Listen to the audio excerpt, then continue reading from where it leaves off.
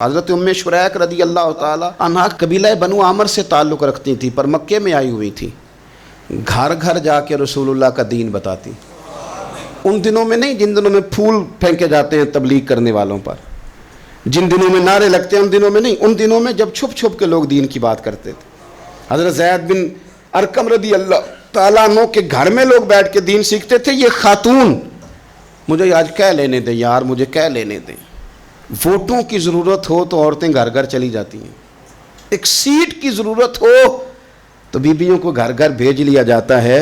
یہ دیکھو یہ ایمان ہے رسول اللہ صلی اللہ علیہ وسلم پر صحابیات کا، یہ کمال ہے کہ گھر گھر وہ بھی گئی ہیں پر ووٹ کے لیے نہیں، رسول اللہ کے دین کے لیے، رسول اللہ کے دین کے لیے گھر گھر حضرت ام شریک جاتی، جا کے نا، اور وہ طریقہ تھا نا، عورتوں کو قائل کرتی، بڑے کٹھن حالات تھے اسلام پر، اعلانیہ کوئی بات نہیں کر سکتا تھا۔ حضرت ام شریک کہتی ہے میں عورتوں کو بلاتی، کہتی میری بات سنو، جب وہ قریب آتی تو میں نے نبی پاک کا دین بتاتی، سائیڈ پہ کر کے کونے میں نہ تھوڑا تھوڑا، او یار آپ ذرا اس کا لطف تو لیں، اس کا ذائقہ تو دیکھیں۔ حضرت ام شریک کہتی ہے میں گھر گھر جاتی بتاتی، تو کافروں کو پتہ چل گیا کہ یہ تبلیغ کرتی ہے۔ انہوں نے مجھے بلایا، کہنے لگے تیرے برادری اور قبیلے کا مسئلہ نہ ہوتا تو ہم تجھے قتل کر دیتے، اب ہم تجھے واپس بھیجتے ہیں۔ چند مردوں کو میرے ساتھ کیا، مجھے گھوڑے اور اونٹ کی ننگی پشت پر باندھ لیا۔ ننگی پشت پر لمبا سفر کرنا مشکل ہوتا ہے، پسینہ آئے، بڑی تکلیف ہوتی ہے گھوڑے پر بیٹھ، اب وہ کوئی کجاوا نہیں، کوئی چیز نہیں، اسی طرح باندھ کے لے گئے۔ اور فرماتی ہیں کہ 3 دن اور 3 راتوں کا وہ سفر تھا، رستے میں وہ خود چھاؤں میں بیٹھتے اور مجھے باندھ کے دھوپ میں ڈال دیتے۔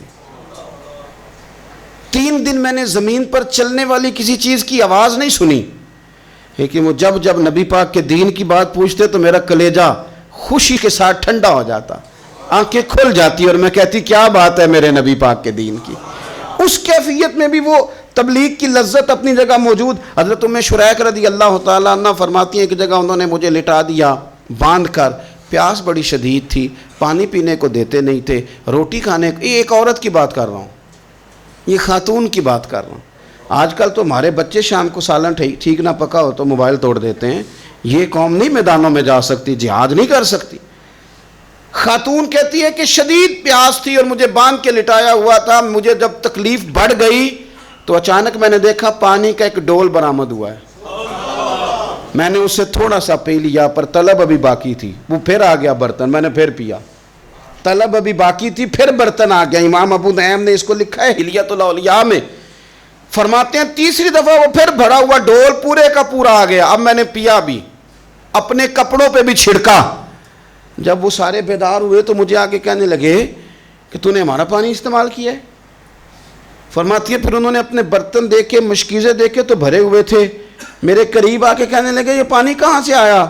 تو میں نے کہا تم ابھی میرا عقیدہ نہیں سمجھے، یہ میرے رب نے مجھے دیا ہے، میرے رب نے مجھے دیا۔ فرماتی ہے مجھے باندھ کے لے جا رہے تھے پر جب میری بات سنی نا تو بول کے کہنے لگے ہمیں سمجھ آ گئی ہے تیرا دین ہمارے دین سے بہتر ہے، تیرا عقیدہ ہمارے عقیدے سے بہتر ہے۔ اور ایک روایت میں یوں بھی ہے کہ وہ باندھ کے لے جا رہے تھے پر یہ کمال دیکھا تو کلمہ پڑھ کے مدینے والے کے غلام بن گئے۔